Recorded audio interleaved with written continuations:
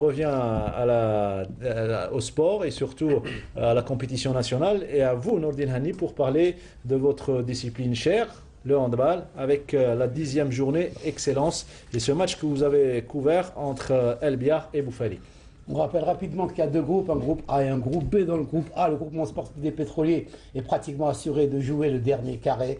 Il a gagné tous ses matchs, donc aucun poursuivant ne peut l'arrêter. Pour la seconde place, c'est entre Ain Touta et Borj Bouarelj. Ain Touta qui prend une sérieuse option puisqu'elle a battu ce week-end Borj Bouarelj à Borj Bouarelj.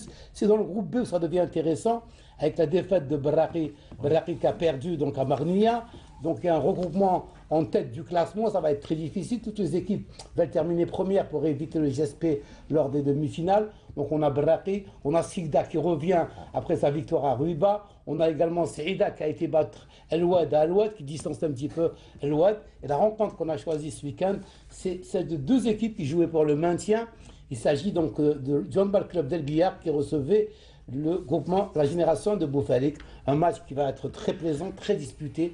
C'est Boufalik qui l'emportera à la fin d'un but d'écart alors que El Biar menait toute la partie, donc avait le gain du match. Et puis dans les derniers instants, ils vont faire des erreurs d'inexpérience qui va permettre à Boufalik, on va le voir sur les images, qui va permettre à Boufalik de remporter ce match. Une équipe d'El Biar qui est revenue en force lors de la passe retour avec le changement de staff technique. On a ramené donc un nouvel entraîneur à la place de Sofiane Khalfallah. Il a su redonner donc de la motivation à ce groupe qui ne gagnait pas lors de la première phase.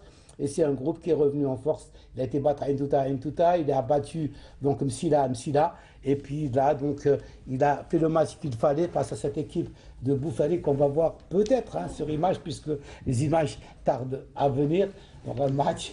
On va voir les images du coude à coude jusqu'à l'ultime instant de cette partie entre Berraki et l'équipe.